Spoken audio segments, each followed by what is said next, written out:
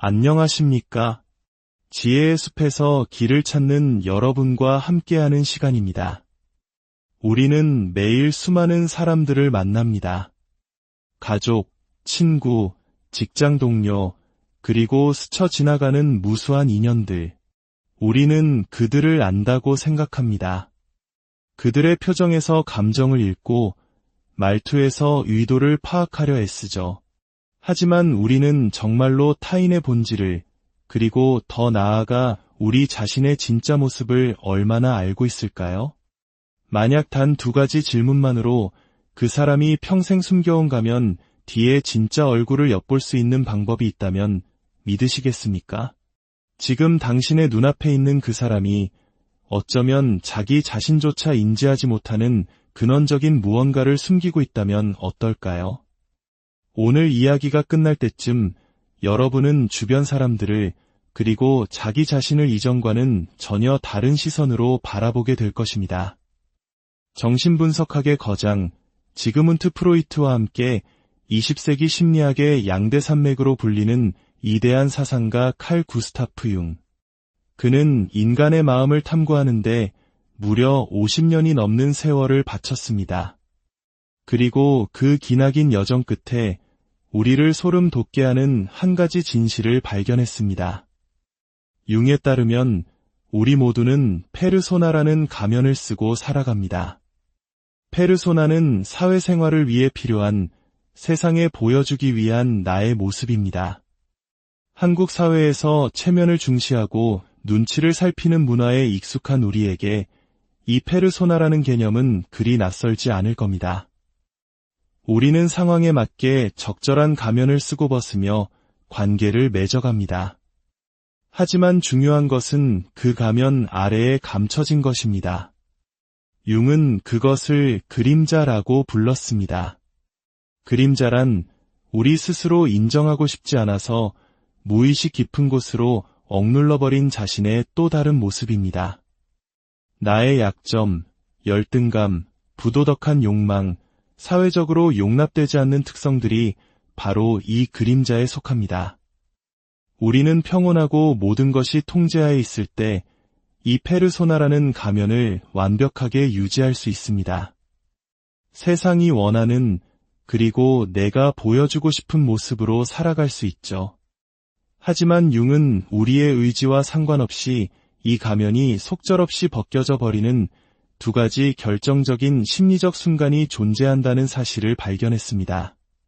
그리고 바로 그 순간이야말로 한 사람의 본질이 가장 투명하게 드러나는 때입니다. 수십 년간의 관찰보다 더 정확하게 한 사람의 본성을 꿰뚫어 볼 수 있다는 융의 2가지 질문은 바로 이 순간을 포착하기 위해 설계되었습니다. 이 질문들은 우리의 의식적인 방어막을 우회하여 융이 말한 무의식적 콤플렉스, 즉 우리 행동의 진정한 배후 조종자를 직접 건드리기 때문입니다. 본격적으로 그 질문들을 공개하기에 앞서 우리는 융이 남긴 중요한 경고를 먼저 이해해야 합니다. 그는 이렇게 말했습니다. 당신이 무의식을 의식화하지 않는 한 무의식은 당신의 삶을 지배할 것이고 당신은 그것을 운명이라 부를 것이다. 이 말 속에 오늘 이야기의 모든 핵심이 담겨 있습니다. 이 2 질문이 그토록 강력한 이유는 그것이 우리의 운명처럼 보이는 무의식의 패턴을 수면 위로 끌어올리기 때문입니다. 융은 우리의 인격이 여러 겹의 층으로 이루어져 있다고 보았습니다. 세상에 보여주는 가면인 페르소나, 의식적인 나인 자아, 억압된 경험의 저장소인 개인 무의식, 그리고 오늘 이야기의 핵심인 우리가 거부한 특성들의 집합체 그림자가 그것입니다. 자, 이제 집중해 주십시오. 특정 심리적 자극이 주어졌을 때 우리는 페르소나와 자아라는 방어막을 완전히 건너뛰고 반응하게 됩니다. 융이 진정한 자기라고 부른 날 것 그대로의 필터링되지 않은 내면이 폭발적으로 드러나는 것입니다. 그리고 융은 거의 예외 없이 매번 작동하는 2가지 강력한 자극을 특정해냈습니다. 첫 번째 자극은 투사라는 심리 기제와 관련이 있습니다. 우리는 무의식적으로 우리 자신의 그림자, 즉 내가 외면하고 싶은 나의 특성을 다른 사람에게서 발견하고 비난하는 경향이 있습니다. 우리가 누군가를 향해 손가락질할 때 사실은 나머지 세 손가락이 나 자신을 향하고 있다는 말처럼 그 비난 속에는 나의 숨겨진 모습이 담겨 있습니다. 두 번째 자극은 자아 팽창과 관련이 있습니다. 우리의 자존감이나 자기 이미지가 위협받거나 혹은 비정상적으로 고양될 때 우리의 본성은 가면 뒤에서 어김없이 모습을 드러냅니다. 아마 이제 그 질문이 대체 무엇인지 궁금하실 겁니다. 잠시만 더 기다려 주십시오. 이 질문들은 질문 그 자체보다 그것을 던지고 상대의 반응을 어떻게 해석하는지가 훨씬 더 중요하기 때문입니다. 첫 번째 질문입니다.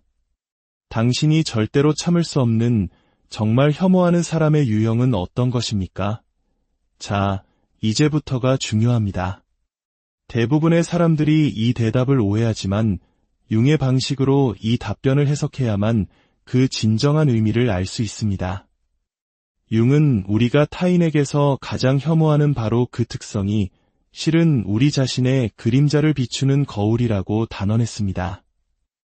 우리가 스스로에게서 거부하고 인정하기를 거부했던 바로 그 모습이라는 뜻입니다. 융은 이것을 심리적 투사라고 불렀고 한 사람의 진짜 성격을 파악하는 가장 신뢰할 만한 방법 중 하나로 꼽았습니다. 누군가 이 질문에 답할 때 그들은 다른 사람에 대해 말하고 있는 것이 아닙니다. 그들은 우리에게 자신의 심리적 맹점이 어디에 있는지를 알려주는 지도를 그려주고 있는 셈입니다. 특히 상대방이 사용하는 단어와 감정의 강도에 주목해야 합니다. 융에 따르면 타인에게서 싫어하는 점을 묘사할 때 감정적으로 격해지면 격해질수록 그 사람 자신이 바로 그 특성을 내면에 강하게 억누르고 있을 가능성이 매우 높습니다. 타인에게서 우리를 짜증나게 하는 모든 것은 우리 자신을 이해하게 하는 단서가 될 수 있다. 융의 이 말은 바로 이 현상을 꿰뚫고 있습니다. 몇 가지 구체적인 예를 들어보겠습니다. 만약 누군가가 부정직하고 거짓말하는 사람을 혐오한다고 말한다면 융의 관점에서 이 사람은 진실과의 관계에서 스스로 어려움을 겪고 있을 가능성이 높습니다. 어쩌면 그들은 자기 자신에게 습관적으로 거짓말을 하거나 스스로 인정하지 않은 기만적인 행동들을 무의식 속에 묻어두었을지 모릅니다. 만약 이기적인 사람을 견딜 수 없다고 말한다면 어떨까요? 이는 보통 자기 자신의 필요와 욕구를 너무나 완벽하게 억압한 나머지 다른 사람이 그것을 자유롭게 표현하는 것조차 용납하지 못하는 사람일 수 있습니다.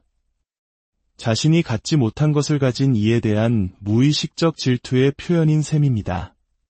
나약하고 의존적인 사람을 경멸한다고 말하는 사람은 거의 예외 없이 자기 자신의 연약함을 병적으로 두려워하는 사람입니다. 그들은 강해야만 한다는 신념 위에 자신의 정체성을 쌓아 올렸기 때문에 타인의 나약함 속에서 자신이 그토록 숨기고 싶어하는 연약한 모습을 발견하고 분노하는 것입니다. 하지만 융이 발견한 더욱 놀라운 사실은 이 그림자 속에 부정적인 특성만 있는 것이 아니라는 점입니다. 그림자에는 우리가 살면서 어떤 이유로든 거부하도록 학습된 모든 특성이 포함됩니다. 때로는 사람들이 잘난 척하는 사람이나 지나치게 행복해 보이는 사람을 싫어한다고 말하기도 합니다. 이는 그 사람이 자신의 기쁨이나 자신감을 표현하는 것을 스스로 억제하고 있음을 드러내는 신호일 수 있습니다. 이제 두 번째 질문입니다. 이 질문은 상대방이 완전히 무방비 상태일 때를 포착하기 때문에 훨씬 더 강력하게 본질을 드러냅니다. 두 번째 질문, 무언가에 대해 나는 무조건 옳다고 절대적으로 확신했지만 결과적으로는 당신이 틀렸던 경험에 대해 이야기해 주시겠습니까? 바로 이 지점에서 칼 융의 천재성이 빛을 발합니다. 이 질문은 대부분의 사람들이 자기 자신에 대해 평생 보지 못하는 무언가를 드러내기 때문입니다. 융은 사람이 옳았을 때 어떻게 행동하는가 보다 틀렸을 때 어떻게 대처하는가가 그 사람의 진짜 인격을 훨씬 더 명확하게 보여준다고 확신했습니다. 왜일까요? 내가 틀렸다는 사실은 융이 자아이상이라고 부른 것, 즉 유능하고 지식이 풍부한 나 자신에 대한 이미지를 직접적으로 위협하기 때문입니다. 우리의 자아이상이 위협받을 때 우리는 자신을 보호하기 위해 몇 가지 무의식적인 방어기제를 작동시킵니다. 첫째, 부인입니다. 그들은 자신이 틀린 게 아니라 상황이 바뀌었을 뿐이라고 주장합니다. 둘째, 합리화입니다. 자신의 실수가 사실은 합리적인 판단이었다고 정교한 설명을 만들어냅니다. 셋째, 투사입니다. 다른 사람이 자신을 오도했기 때문에 실수한 것이라고 남 탓을 합니다. 넷째, 축소입니다. 어차 그건 별로 중요한 일도 아니었다며 문제의 가치를 깎아내립니다. 하지만 융이 발견한 가장 충격적인 사실은 이것입니다. 융의 관점에서 가장 강인한 인격을 가진 사람들은 이러한 방어기제를 전혀 사용하지 않는다는 것입니다. 대신 그들은 융이 대립물의 긴장을 견디는 것이라 불렀던 태도를 보입니다. 그들은 자신의 자아상이 무너지는 일 없이 자신이 틀렸다는 사실을 온전히 인정할 수 있습니다. 일생의 특권은 진정한 자기 자신이 되는 것이다. 융의 이 말처럼 자신의 실수를 정직하게 성찰할 수 있는 사람이야말로 진정한 자기 자신을 찾아가는 여정에 있는 사람들입니다. 이 질문에 대한 몇 가지 특징적인 반응과 그 의미를 살펴보겠습니다. 만약 대답할 만한 예시가 전혀 생각나지 않는다고 말한다면 융은 이 사람이 자신은 절대 틀리지 않는다는 정교한 환상 속에 살고 있을 정도로 심각한 부인 상태에 있다고 보았습니다.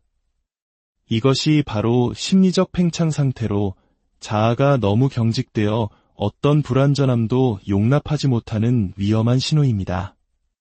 만약 즉시 외부 요인이나 다른 사람을 탓한다면 이는 외적 통제 소재를 가진 사람임을 나타냅니다. 그들은 자신의 삶이 자신을 통해 일어나는 것이 아니라 자신에게 일어난다고 믿습니다.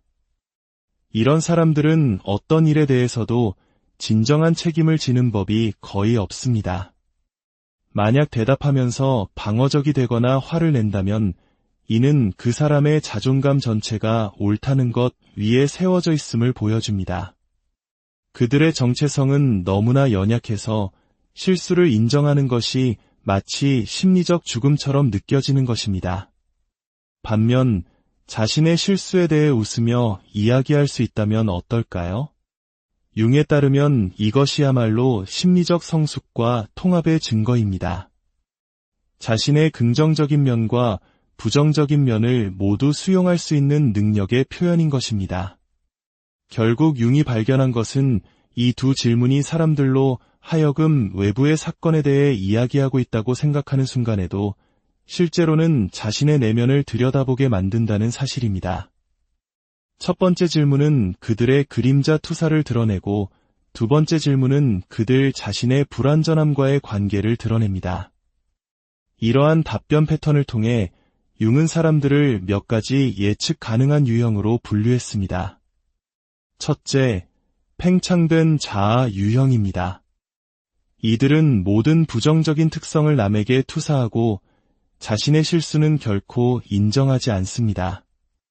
융은 이런 사람들이 실제로는 가장 불안정한 내면을 가졌으며 자신의 그림자를 마주하지 않기 위해 정교한 방어벽을 쌓는다고 보았습니다. 둘째, 자기비하 유형입니다.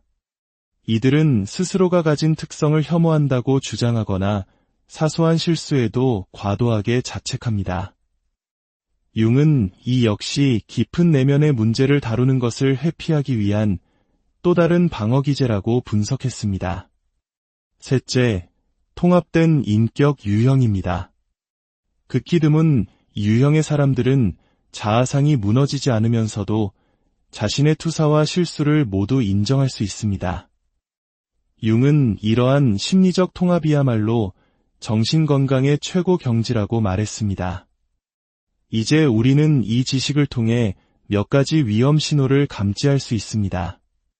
위험 신호 첫째, 모든 부정적인 특성을 특정 집단에게만 투사하는 경우입니다. 이는 세상을 선과 악으로 나누는 위험한 심리적 분열 상태를 나타냅니다. 위험 신호 둘째, 인생에서 중요한 일에 대해 단 한 번도 틀려본 적이 없다고 주장하는 경우입니다. 이 정도 수준의 부인은 현실과의 위험한 괴리를 의미하며 종종 인생의 큰 위기 직전에 나타나는 징후입니다. 위험 신호 셋째, 자신이 혐오하는 것에 대해 이야기할 때 갑자기 에너지나 말투가 극적으로 변하는 경우입니다. 이는 당신이 상대의 거대한 그림자 콤플렉스를 건드렸다는 신호입니다. 위험 신호 넷째, 이 질문들을 당신에게 공격적으로 되돌리는 경우입니다. 즉시 질문을 회피하려는 사람은 가장 중요한 그림자를 숨기고 있을 가능성이 높습니다. 하지만 융이 발견한 가장 심오한 통찰은 따로 있습니다. 그는 두 인격의 만남은 두 화학물질의 접촉과 같다. 어떤 반응이라도 일어나면 둘 다 변화한다. 고 말했습니다.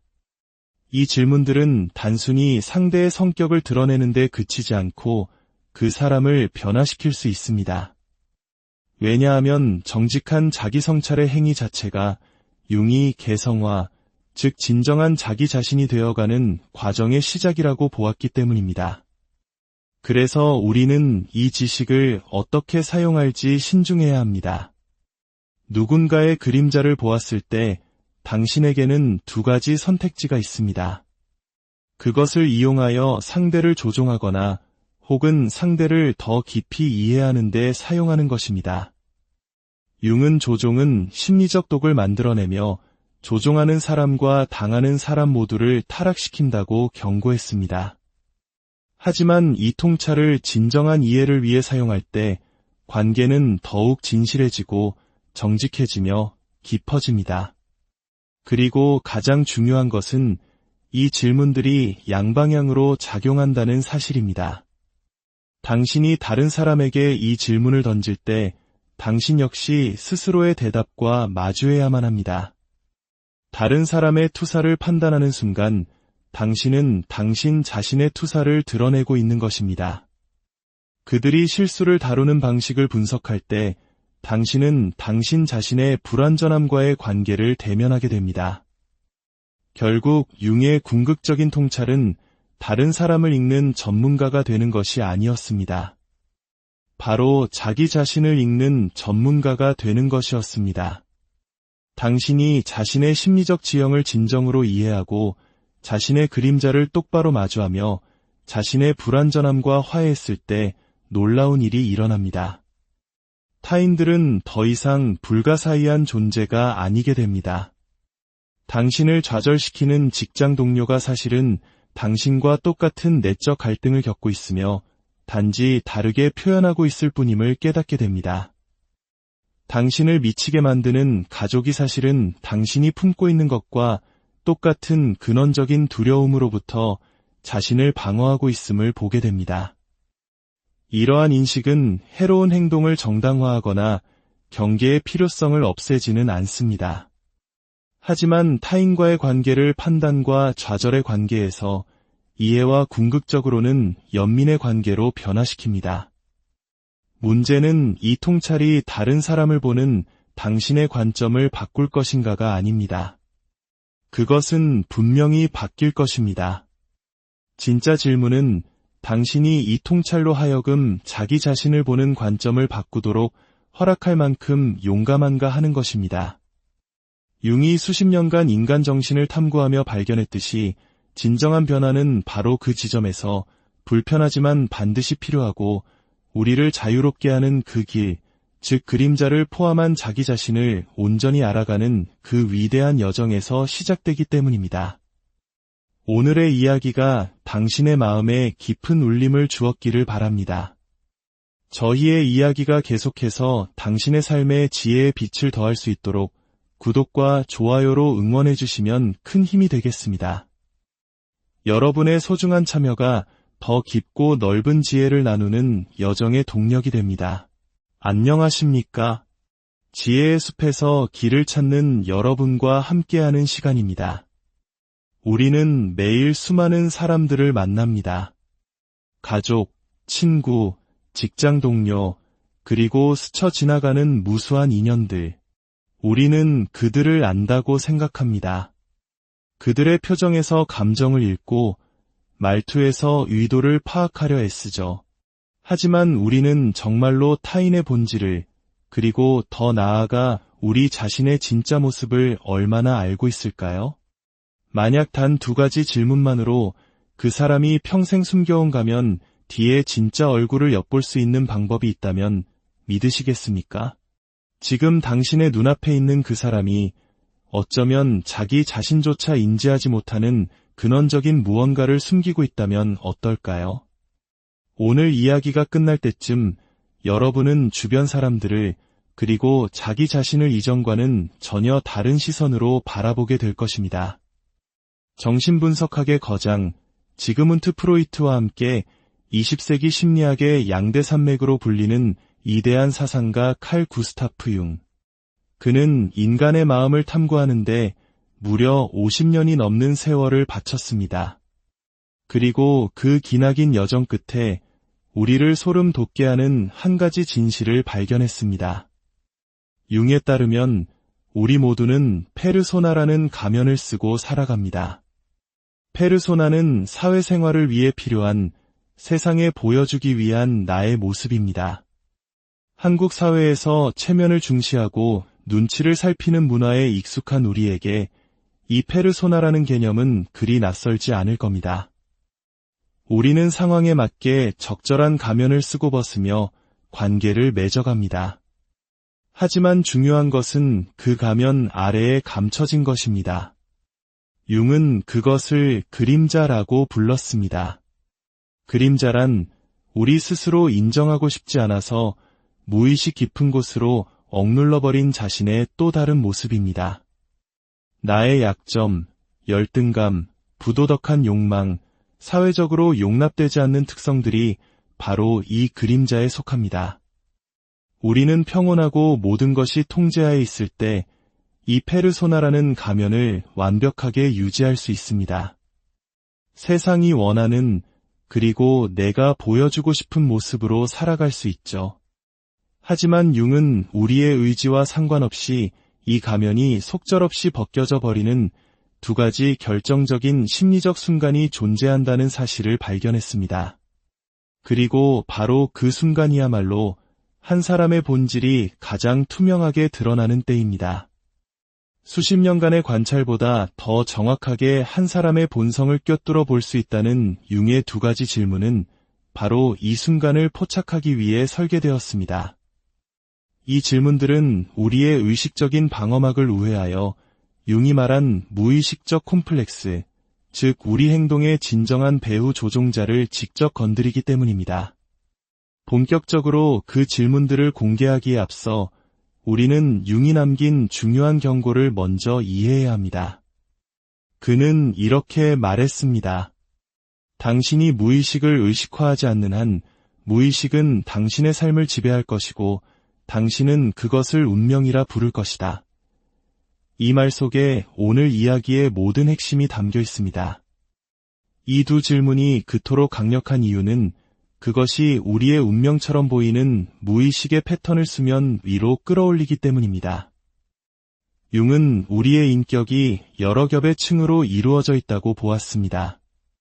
세상에 보여주는 가면인 페르소나, 의식적인 나인 자아, 억압된 경험의 저장소인 개인 무의식, 그리고 오늘 이야기의 핵심인 우리가 거부한 특성들의 집합체 그림자가 그것입니다. 자, 이제 집중해 주십시오. 특정 심리적 자극이 주어졌을 때 우리는 페르소나와 자아라는 방어막을 완전히 건너뛰고 반응하게 됩니다. 융이 진정한 자기라고 부른 날 것 그대로의 필터링되지 않은 내면이 폭발적으로 드러나는 것입니다.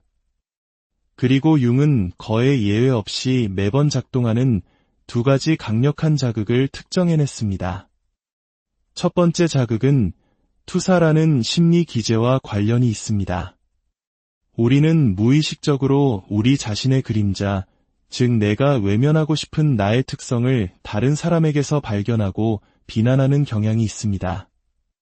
우리가 누군가를 향해 손가락질할 때 사실은 나머지 세 손가락이 나 자신을 향하고 있다는 말처럼 그 비난 속에는 나의 숨겨진 모습이 담겨 있습니다. 두 번째 자극은 자아 팽창과 관련이 있습니다. 우리의 자존감이나 자기 이미지가 위협받거나 혹은 비정상적으로 고양될 때 우리의 본성은 가면 뒤에서 어김없이 모습을 드러냅니다. 아마 이제 그 질문이 대체 무엇인지 궁금하실 겁니다. 잠시만 더 기다려 주십시오. 이 질문들은 질문 그 자체보다 그것을 던지고 상대의 반응을 어떻게 해석하는지가 훨씬 더 중요하기 때문입니다. 첫 번째 질문입니다. 당신이 절대로 참을 수 없는 정말 혐오하는 사람의 유형은 어떤 것입니까? 자, 이제부터가 중요합니다. 대부분의 사람들이 이 대답을 오해하지만 융의 방식으로 이 답변을 해석해야만 그 진정한 의미를 알 수 있습니다. 융은 우리가 타인에게서 가장 혐오하는 바로 그 특성이 실은 우리 자신의 그림자를 비추는 거울이라고 단언했습니다. 우리가 스스로에게서 거부하고 인정하기를 거부했던 바로 그 모습이라는 뜻입니다. 융은 이것을 심리적 투사라고 불렀고 한 사람의 진짜 성격을 파악하는 가장 신뢰할 만한 방법 중 하나로 꼽았습니다. 누군가 이 질문에 답할 때 그들은 다른 사람에 대해 말하고 있는 것이 아닙니다. 그들은 우리에게 자신의 심리적 맹점이 어디에 있는지를 알려주는 지도를 그려주고 있는 셈입니다. 특히 상대방이 사용하는 단어와 감정의 강도에 주목해야 합니다.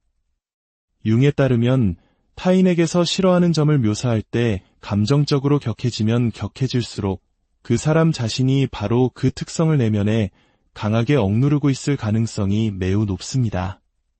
타인에게서 우리를 짜증나게 하는 모든 것은 우리 자신을 이해하게 하는 단서가 될 수 있다. 융의 이 말은 바로 이 현상을 꿰뚫고 있습니다. 몇 가지 구체적인 예를 들어보겠습니다. 만약 누군가가 부정직하고 거짓말하는 사람을 혐오한다고 말한다면 융의 관점에서 이 사람은 진실과의 관계에서 스스로 어려움을 겪고 있을 가능성이 높습니다. 어쩌면 그들은 자기 자신에게 습관적으로 거짓말을 하거나 스스로 인정하지 않은 기만적인 행동들을 무의식 속에 묻어두었을지 모릅니다. 만약 이기적인 사람을 견딜 수 없다고 말한다면 어떨까요? 이는 보통 자기 자신의 필요와 욕구를 너무나 완벽하게 억압한 나머지 다른 사람이 그것을 자유롭게 표현하는 것조차 용납하지 못하는 사람일 수 있습니다. 자신이 갖지 못한 것을 가진 이에 대한 무의식적 질투의 표현인 셈입니다. 나약하고 의존적인 사람을 경멸한다고 말하는 사람은 거의 예외 없이 자기 자신의 연약함을 병적으로 두려워하는 사람입니다. 그들은 강해야만 한다는 신념 위에 자신의 정체성을 쌓아 올렸기 때문에 타인의 나약함 속에서 자신이 그토록 숨기고 싶어하는 연약한 모습을 발견하고 분노하는 것입니다. 하지만 융이 발견한 더욱 놀라운 사실은 이 그림자 속에 부정적인 특성만 있는 것이 아니라는 점입니다. 그림자에는 우리가 살면서 어떤 이유로든 거부하도록 학습된 모든 특성이 포함됩니다. 때로는 사람들이 잘난 척하는 사람이나 지나치게 행복해 보이는 사람을 싫어한다고 말하기도 합니다. 이는 그 사람이 자신의 기쁨이나 자신감을 표현하는 것을 스스로 억제하고 있음을 드러내는 신호일 수 있습니다. 이제 두 번째 질문입니다.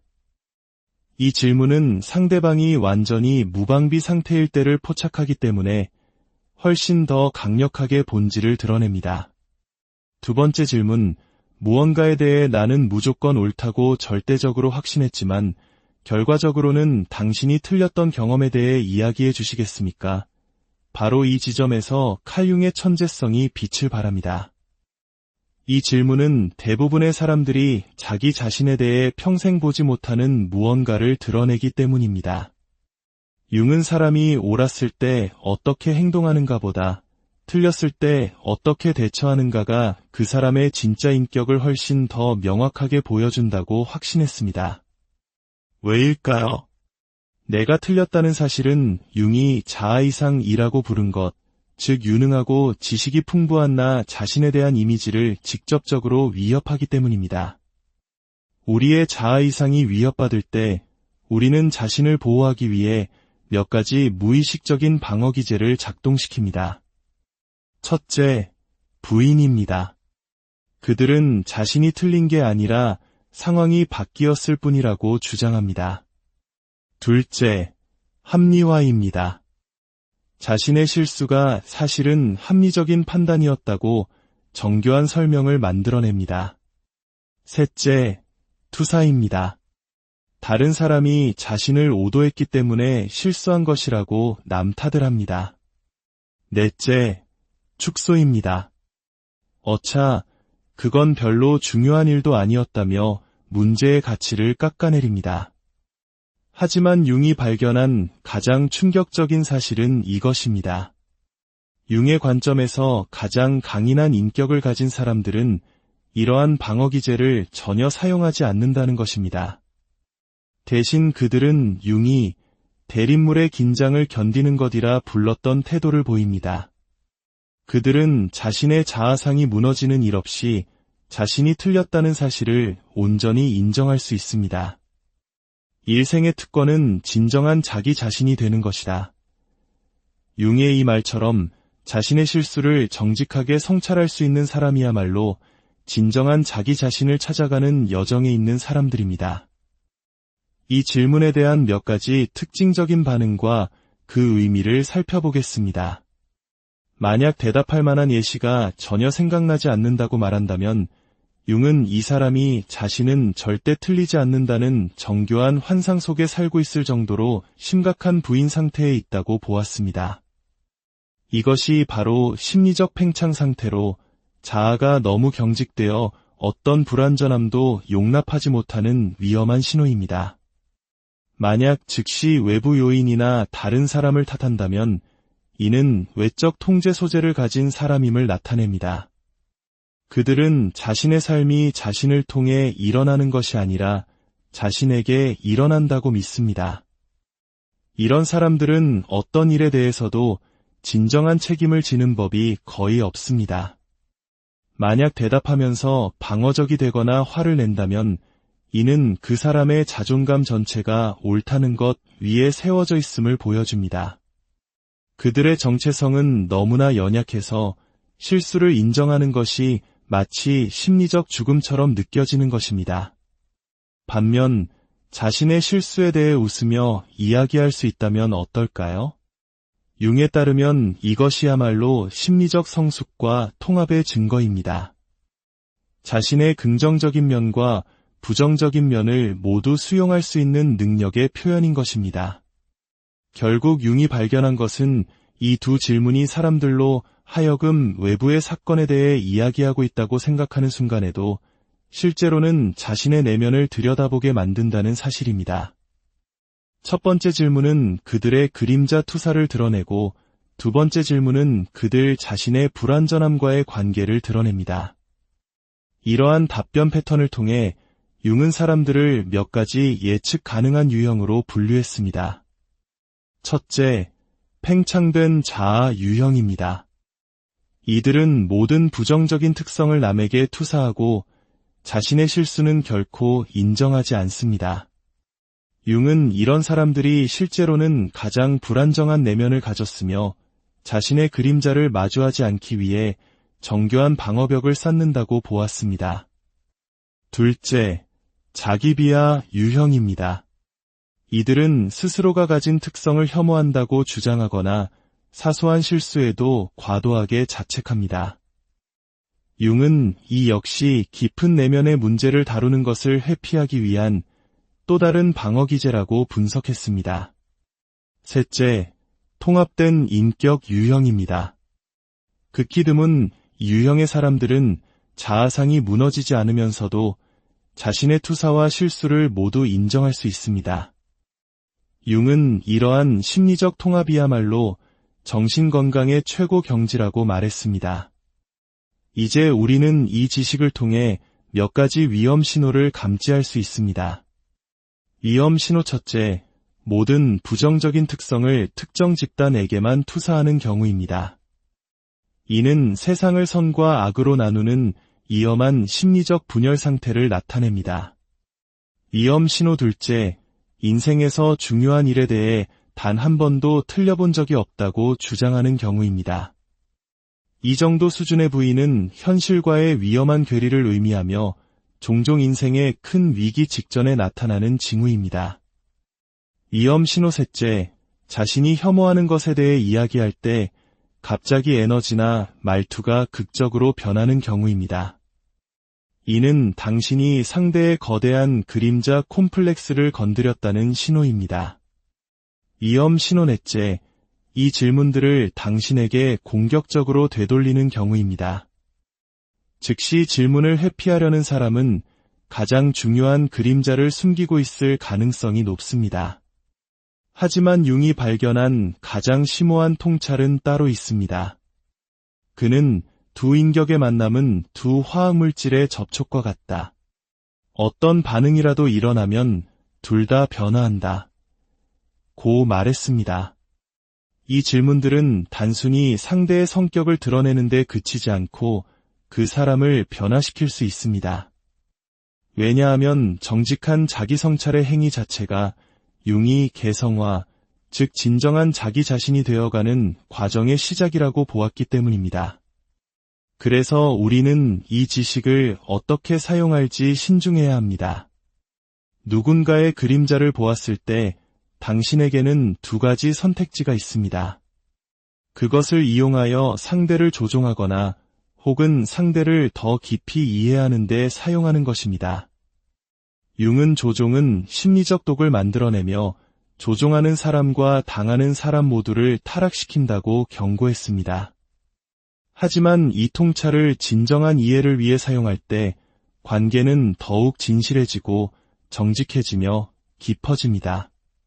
그리고 가장 중요한 것은 이 질문들이 양방향으로 작용한다는 사실입니다. 당신이 다른 사람에게 이 질문을 던질 때 당신 역시 스스로의 대답과 마주해야만 합니다. 다른 사람의 투사를 판단하는 순간 당신은 당신 자신의 투사를 드러내고 있는 것입니다. 그들이 실수를 다루는 방식을 분석할 때 당신은 당신 자신의 불완전함과의 관계를 대면하게 됩니다. 결국 융의 궁극적인 통찰은 다른 사람을 읽는 전문가가 되는 것이 아니었습니다. 바로 자기 자신을 읽는 전문가가 되는 것이었습니다. 당신이 자신의 심리적 지형을 진정으로 이해하고 자신의 그림자를 똑바로 마주하며 자신의 불완전함과 화해했을 때 놀라운 일이 일어납니다. 타인들은 더 이상 불가사의한 존재가 아니게 됩니다. 당신을 좌절시키는 직장 동료가 사실은 당신과 똑같은 내적 갈등을 겪고 있으며 단지 다르게 표현하고 있을 뿐임을 깨닫게 됩니다. 당신을 미치게 만드는 가족이 사실은 당신이 품고 있는 것과 똑같은 근원적인 두려움으로부터 자신을 방어하고 있음을 보게 됩니다. 이러한 인식은 해로운 행동을 정당화하거나 경계의 필요성을 없애지는 않습니다. 하지만 타인과의 관계를 판단과 좌절의 관계에서 이해와 궁극적으로는 연민의 관계로 변화시킵니다. 문제는 이 통찰이 다른 사람을 보는 당신의 관점을 바꿀 것인가가 아닙니다. 그것은 분명히 바뀔 것입니다. 진짜 질문은 당신이 이 통찰로 하여금 자기 자신을 보는 관점을 바꾸도록 허락할 만큼 용감한가 하는 것입니다.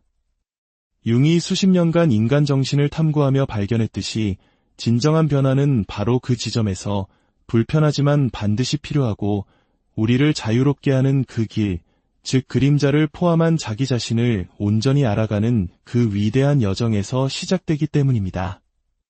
오늘의 이야기가 당신의 마음에 깊은 울림을 주었기를 바랍니다.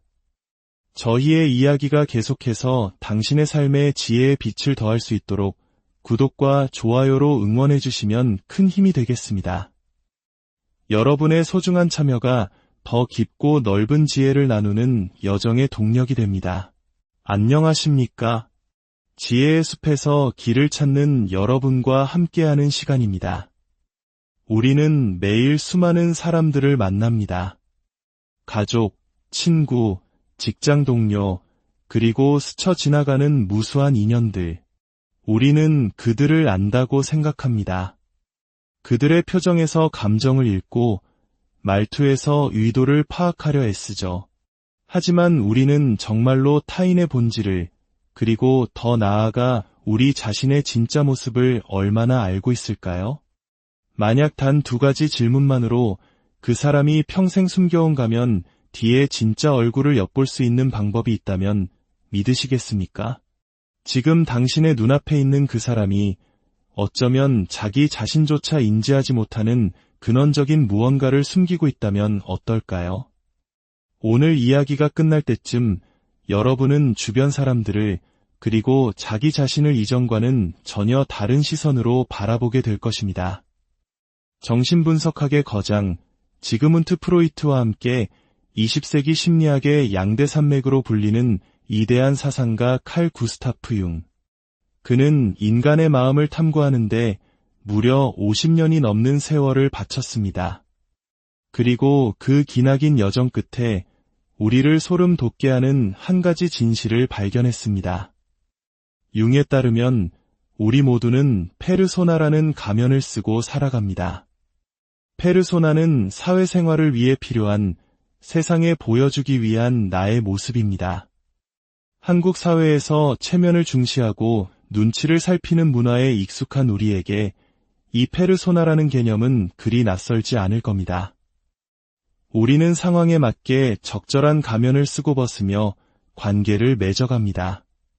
하지만 중요한 것은 그 가면 아래에 감춰진 것입니다. 융은 그것을 그림자라고 불렀습니다.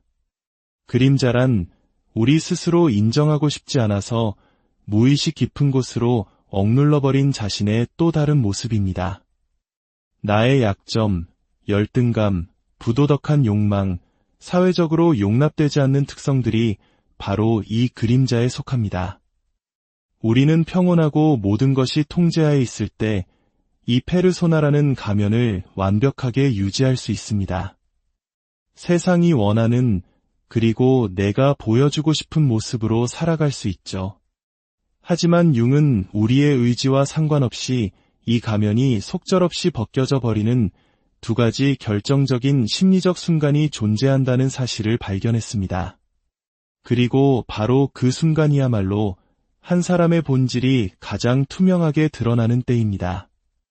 수십 년간의 관찰보다 더 정확하게 한 사람의 본성을 꿰뚫어 볼 수 있다는 융의 2가지 질문은 바로 이 순간을 포착하기 위해 설계되었습니다.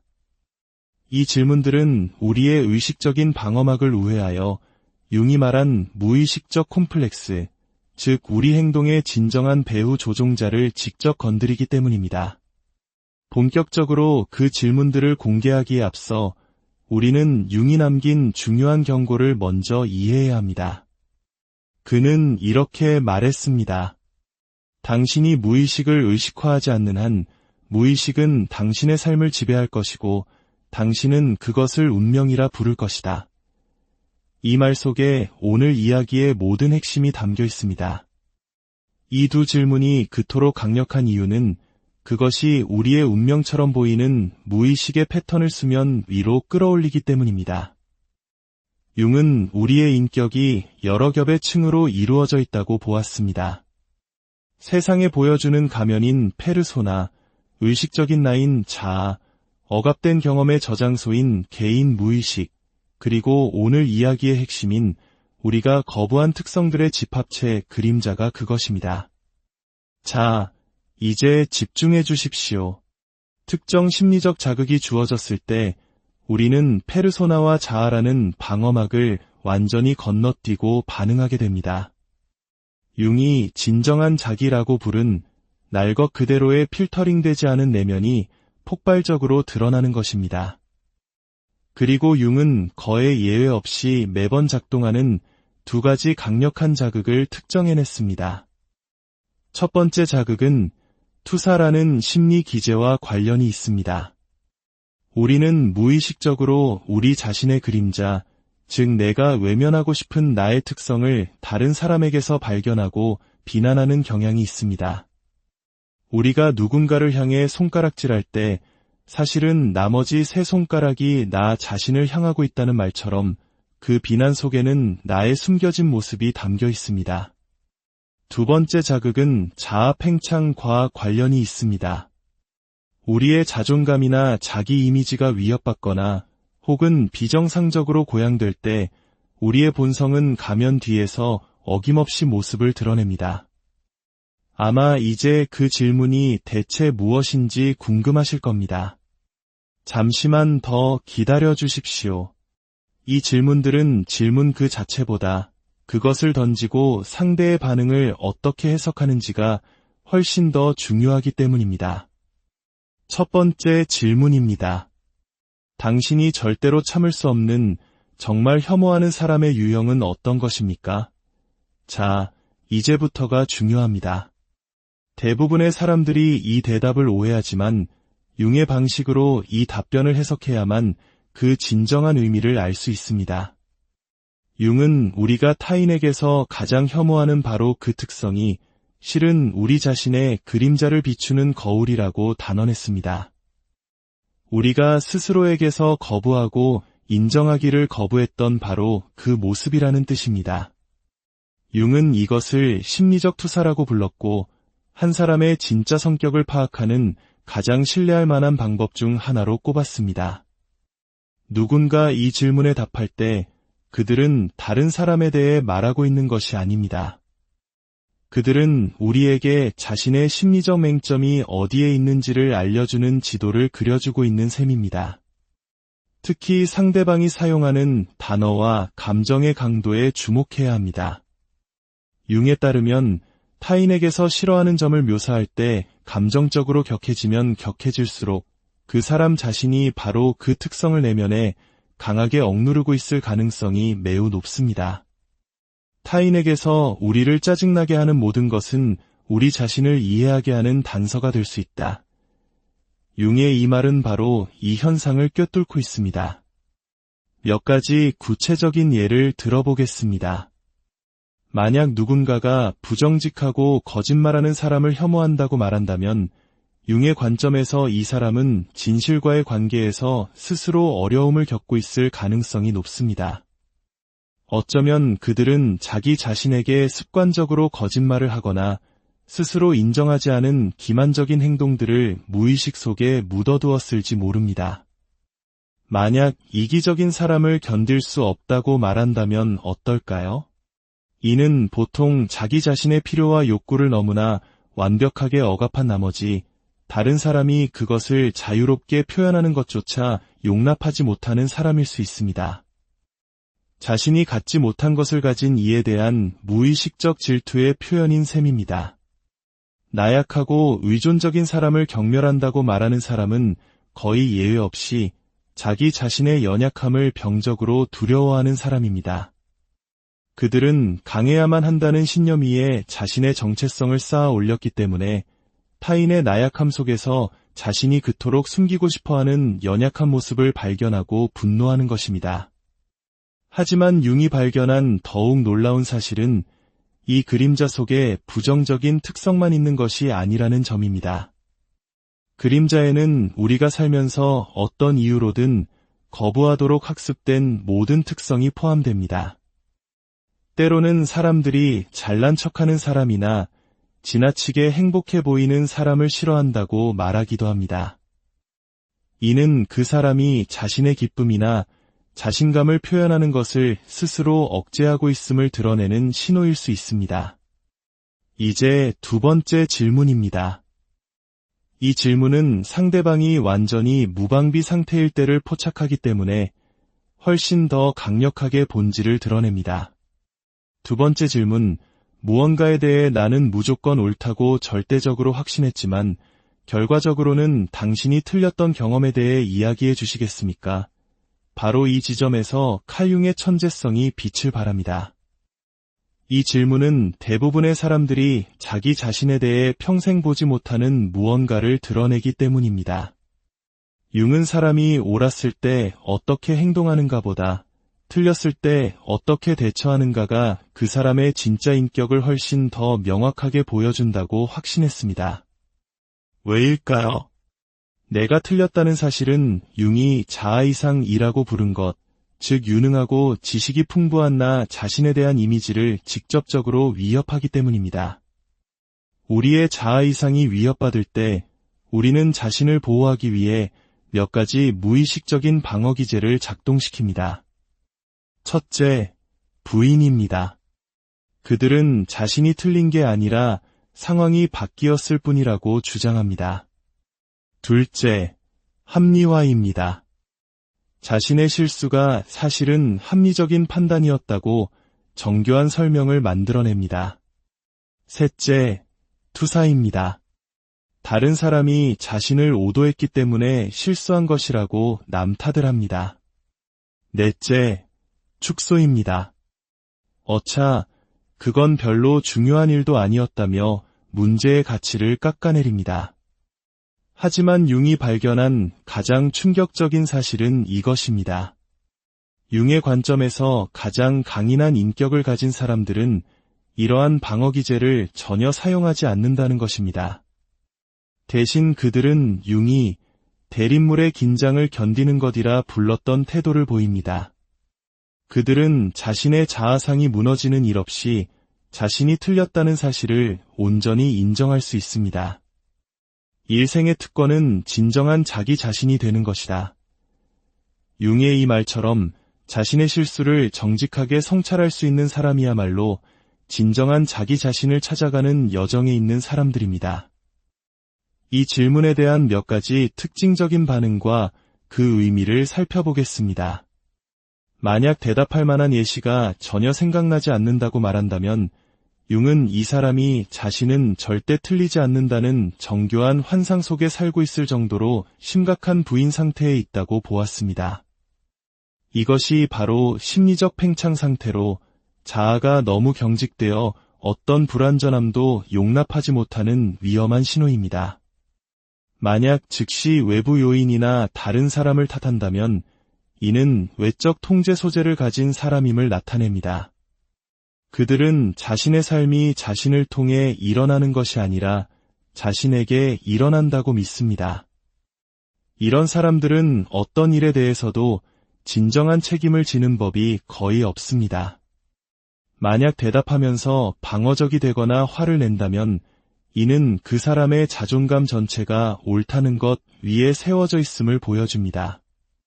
그들의 정체성은 너무나 연약해서 실수를 인정하는 것이 마치 심리적 죽음처럼 느껴지는 것입니다. 반면 자신의 실수에 대해 웃으며 이야기할 수 있다면 어떨까요? 융에 따르면 이것이야말로 심리적 성숙과 통합의 증거입니다. 자신의 긍정적인 면과 부정적인 면을 모두 수용할 수 있는 능력의 표현인 것입니다. 결국 융이 발견한 것은 이 두 질문이 사람들로 하여금 외부의 사건에 대해 이야기하고 있다고 생각하는 순간에도 실제로는 자신의 내면을 들여다보게 만든다는 사실입니다. 첫 번째 질문은 그들의 그림자 투사를 드러내고 두 번째 질문은 그들 자신의 불완전함과의 관계를 드러냅니다. 이러한 답변 패턴을 통해 융은 사람들을 몇 가지 예측 가능한 유형으로 분류했습니다. 첫째, 팽창된 자아 유형입니다. 이들은 모든 부정적인 특성을 남에게 투사하고 자신의 실수는 결코 인정하지 않습니다. 융은 이런 사람들이 실제로는 가장 불안정한 내면을 가졌으며 자신의 그림자를 마주하지 않기 위해 정교한 방어벽을 쌓는다고 보았습니다. 둘째, 자기 비하 유형입니다. 이들은 스스로가 가진 특성을 혐오한다고 주장하거나 사소한 실수에도 과도하게 자책합니다. 융은 이 역시 깊은 내면의 문제를 다루는 것을 회피하기 위한 또 다른 방어 기제라고 분석했습니다. 셋째, 통합된 인격 유형입니다. 극히 드문 유형의 사람들은 자아상이 무너지지 않으면서도 자신의 투사와 실수를 모두 인정할 수 있습니다. 융은 이러한 심리적 통합이야말로 정신건강의 최고 경지라고 말했습니다. 이제 우리는 이 지식을 통해 몇 가지 위험 신호를 감지할 수 있습니다. 위험 신호 첫째, 모든 부정적인 특성을 특정 집단에게만 투사하는 경우입니다. 이는 세상을 선과 악으로 나누는 위험한 심리적 분열 상태를 나타냅니다. 위험 신호 둘째, 인생에서 중요한 일에 대해 단 한 번도 틀려본 적이 없다고 주장하는 경우입니다. 이 정도 수준의 부인은 현실과의 위험한 괴리를 의미하며 종종 인생의 큰 위기 직전에 나타나는 징후입니다. 위험 신호 셋째, 자신이 혐오하는 것에 대해 이야기할 때 갑자기 에너지나 말투가 극적으로 변하는 경우입니다. 이는 당신이 상대의 거대한 그림자 콤플렉스를 건드렸다는 신호입니다. 위험 신호 넷째, 이 질문들을 당신에게 공격적으로 되돌리는 경우입니다. 즉시 질문을 회피하려는 사람은 가장 중요한 그림자를 숨기고 있을 가능성이 높습니다. 하지만 융이 발견한 가장 심오한 통찰은 따로 있습니다. 그는 두 인격의 만남은 두 화학물질의 접촉과 같다. 어떤 반응이라도 일어나면 둘 다 변화한다. 고 말했습니다. 이 질문들은 단순히 상대의 성격을 드러내는 데 그치지 않고 그 사람을 변화시킬 수 있습니다. 왜냐하면 정직한 자기 성찰의 행위 자체가 융이 개성화, 즉 진정한 자기 자신이 되어가는 과정의 시작이라고 보았기 때문입니다. 그래서 우리는 이 지식을 어떻게 사용할지 신중해야 합니다. 누군가의 그림자를 보았을 때 당신에게는 두 가지 선택지가 있습니다. 그것을 이용하여 상대를 조종하거나 혹은 상대를 더 깊이 이해하는 데 사용하는 것입니다. 융은 조종은 심리적 독을 만들어내며 조종하는 사람과 당하는 사람 모두를 타락시킨다고 경고했습니다. 하지만 이 통찰을 진정한 이해를 위해 사용할 때 관계는 더욱 진실해지고 정직해지며 깊어집니다. 그리고 가장 중요한 것은 이 질문들이 양방향으로 작용한다는 사실입니다. 당신이 다른 사람에게 이 질문을 던질 때 당신 역시 스스로의 대답과 마주해야만 합니다. 다른 사람의 투사를 판단하는 순간 당신은 당신 자신의 투사를 드러내고 있는 것입니다. 그들이 실수를 다루는 방식을 분석할 때 당신은 당신 자신의 불완전함과의 관계를 대면하게 됩니다. 결국 융의 궁극적인 통찰은 다른 사람을 읽는 전문가가 되는 것이 아니었습니다. 바로 자기 자신을 읽는 전문가가 되는 것이었습니다. 당신이 자신의 심리적 지형을 진정으로 이해하고 자신의 그림자를 똑바로 마주하며 자신의 불완전함과 화해했을 때 놀라운 일이 일어납니다. 타인들은 더 이상 불가사의한 존재가 아니게 됩니다. 당신을 좌절시키는 직장 동료가 사실은 당신과 똑같은 내적 갈등을 겪고 있으며 단지 다르게 표현하고 있을 뿐임을 깨닫게 됩니다. 당신을 미치게 만드는 가족이 사실은 당신이 품고 있는 것과 똑같은 근원적인 두려움으로부터 자신을 방어하고 있음을 보게 됩니다. 이러한 인식은 해로운 행동을 정당화하거나 경계의 필요성을 없애지는 않습니다. 하지만 타인과의 관계를 판단과 좌절의 관계에서 이해와 궁극적으로는 연민의 관계로 변화시킵니다. 문제는 이 통찰이 다른 사람을 보는 당신의 관점을 바꿀 것인가가 아닙니다. 그것은 분명히 바뀔 것입니다. 진짜 질문은 당신이 이 통찰로 하여금 자기 자신을 보는 관점을 바꾸도록 허락할 만큼 용감한가 하는 것입니다. 융이 수십 년간 인간 정신을 탐구하며 발견했듯이 진정한 변화는 바로 그 지점에서 불편하지만 반드시 필요하고 우리를 자유롭게 하는 그 길, 즉 그림자를 포함한 자기 자신을 온전히 알아가는 그 위대한 여정에서 시작되기 때문입니다. 오늘의 이야기가